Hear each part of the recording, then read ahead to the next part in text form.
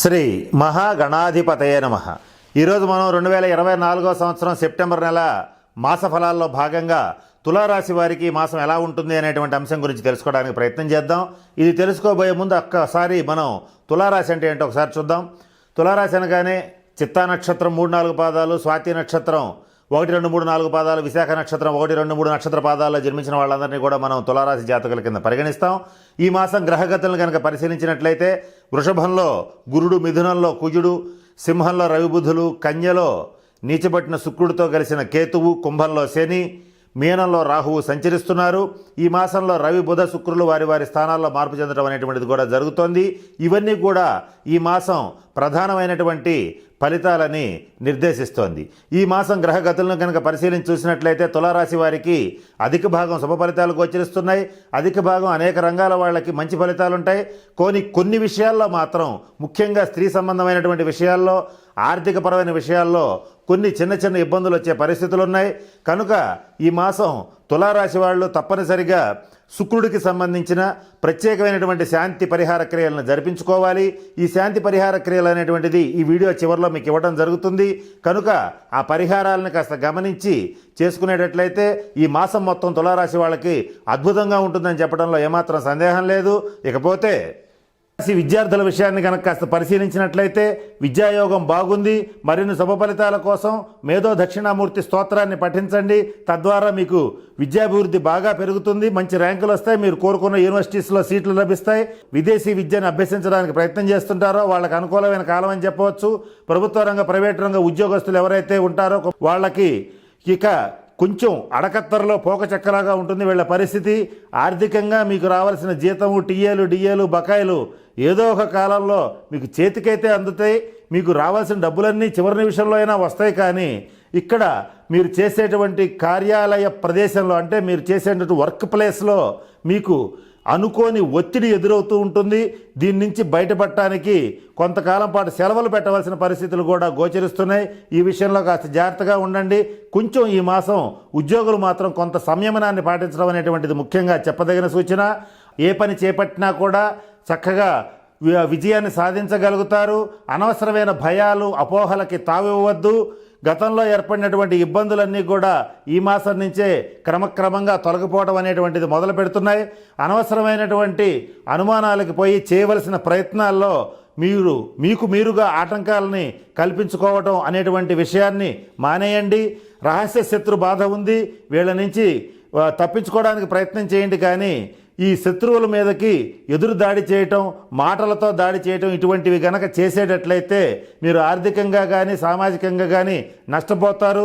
బురదలో రాయేస్తే ముఖం మీద పడిందని అనవసరమైనటువంటి విషయాల్లో మీరు అనవసరమైన వాగ్వివాదాల జోలికి పోకుండా మీదైనటువంటి పాజిటివ్ దృక్పథాన్ని డెవలప్ చేసుకోండి. తద్వారా మంచి స్థితికి వెళ్ళగలిగేటువంటి గ్రహగతులు మీకు ప్రారంభమైనాయి. ప్రతి విషయంలోనూ కుటుంబ సభ్యులతో, బంధుమిత్రులతో సరదాగా మాట్లాడతారు.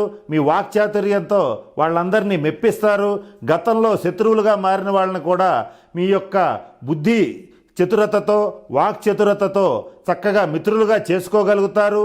పాత శత్రువులు కూడా మిత్రులు అవుతారు. కొన్ని సందర్భాల్లో మాత్రం తల్లిదండ్రులతో విభేదాలు ఏర్పడతాయి. సంతానం పట్ల ఆపేక్ష బాగా పెరుగుతుంది. సంతానం విషయంలో కొన్ని కీలకమైన నిర్ణయాలు తీసుకోగలుగుతారు.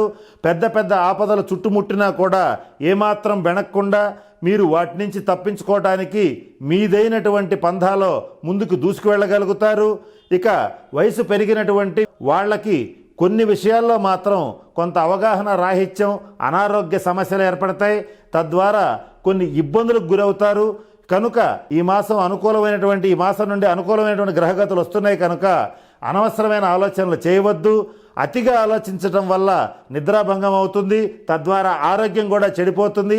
అటువంటి పరిస్థితులన్నింటినీ మీరు దాటుకురావడం జరిగింది. ఇక నుంచి వచ్చేటువంటి కాలం మంచి కాలం కనుక రాబోయే కాలానికి ఏ ప్రణాళికలు రచించాలో ముందుగా నిర్ణయించుకోవటం అనేటువంటిది ముఖ్యంగా చెప్పదగిన సూచన. ఇకపోతే ఈ మాసం తులారాశి వారు పూజించవలసినటువంటి దైవం తులారాశ్యాధిపతి అయినటువంటి శుక్రుడి యొక్క అధిదేవత లక్ష్మీదేవి. లక్ష్మీదేవిని కనుక తులారాశి వాళ్ళు నియమబద్ధంగా కొన్ని ప్రత్యేకమైనటువంటి పద్ధతుల్లో పూజించేటట్లయితే తప్పనిసరిగా చక్కటి ఆర్థిక అభివృద్ధిని సాధించగలుగుతారు. ఎవరైనా తులారాశి వాళ్ళు గతంలో రుణాలు చేస్తుంటే వాటిని సంపూర్తిగా తీర్చుకోగలుగుతారు. అలాగే అదృష్టాన్ని ఇచ్చేటువంటి వారం శుక్రవారం, అలాగే శనివారం. ఈ శుక్ర శనివారాల్లో ముఖ్యమైన పనులు పూర్తి చేసుకునేటట్లయితే ఆ పనులన్నీ కూడా విజయవంతంగా పూర్తవుతాయి. ఉదాహరణకు ఒక నిరుద్యోగి ఉద్యోగం కోసం అప్లై చేసుకునేటప్పుడు శుక్ర శనివారాల్లో పెట్టుకుంటే ఖచ్చితంగా ఉద్యోగం వచ్చే అవకాశం ఉంటుంది.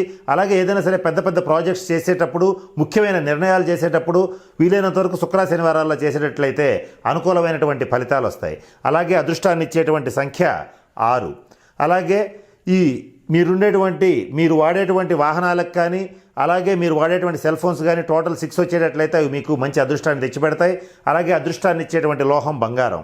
ఈ బంగారం రేటు ఎంత ఉన్నప్పటికీ కూడా మీ శక్తి మేరకు, అంటే మీ ఆర్థిక పరిస్థితి ఎంతవరకు సహకరిస్తే అంతవరకు ఒక ఉంగరం కానీ, ఒక చైన్ కానీ, ఏదైనా సరే ఒక బంగారపు ఆభరణాన్ని కనుక ధరించేటట్లయితే అది మీకు ఈ తులారాశి వాళ్ళకి చక్కగా అదృష్టాన్ని, ఆరోగ్యాన్ని, తేజస్సుని ఇస్తుందని చెప్పడంలో ఏమాత్రం సందేహం లేదు. ఇక అదృష్టాన్ని ఇచ్చేటువంటి అన్ని అంశాల గురించి మనం చెప్పుకోవడం జరిగింది. ఇక వ్యతిరేకమైన ఫలితాలు ఇచ్చేటువంటివి ఏమిటనేటువంటి విషయాన్ని ఒకసారి గమనించినట్లయితే, వ్యతిరేకమైనటువంటి రంగులు ముఖ్యంగా ఎరుపు రంగు వ్యతిరేకంగా ఉంటుంది. కనుక వీలైనంత వరకు మీరు వాడేటువంటి దుస్తులు కానీ, అలాగే కార్లు కానీ, బండ్లు కానీ ఎరుపు రంగు ఉండకుండా చూసుకోండి. ఒకవేళ ఎరుపు రంగు ఉండేటట్లయితే మరీ రెడ్ కలర్ కాకుండా కొంచెం వైట్ షేడో, అలాగే స్మోక్ కలరో, సిల్వర్ కలరో ఏదన్నా ఒక కాంబినేషన్ ఉండేటట్లుగా చూసుకునేటట్లయితే ఆ ఇబ్బందులు అనేటువంటివి తగ్గుతాయి.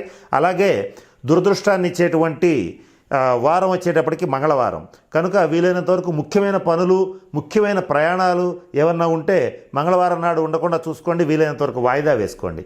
ఒకవేళ ఆ రోజే ముఖ్యమైన పని చేయవలసి వస్తే తగిన జాగ్రత్తలు, పరిహారాలు పాటించి ఆ పని చేయటం అనేటువంటిది ముఖ్యంగా చెప్పదగినటువంటి సూచన. శుక్రగ్రహ అనుగ్రహం కోసం ఇప్పుడు మీరు చేయవలసిన పరిహారాల గురించి తెలియజేస్తాను.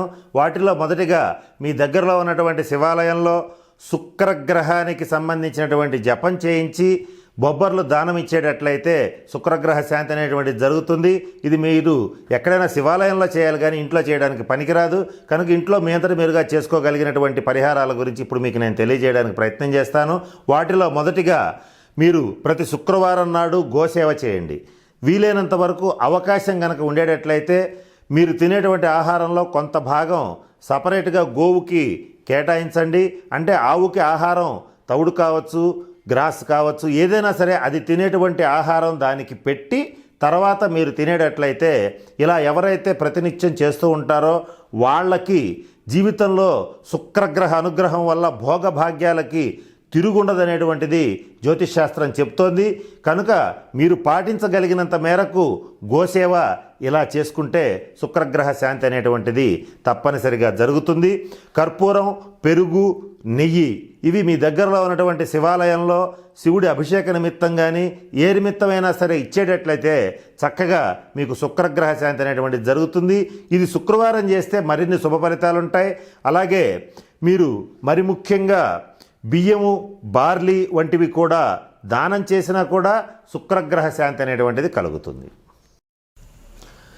కనుక నేను చెప్పినటువంటి అన్ని సూచనలు పాటించి అన్ని వివరాలని కాస్త పరిశీలించి తులారాశి వాళ్ళందరూ కూడా చక్కగా తగిన పరిహారాలు పాటించి అష్టైశ్వర్యాలతో, భోగభాగ్యాలతో ఉంటారని మనస్ఫూర్తిగా పరమేశ్వరుని ప్రార్థిస్తూ సెలవు తీసుకుంటున్నాను. స్వస్తి.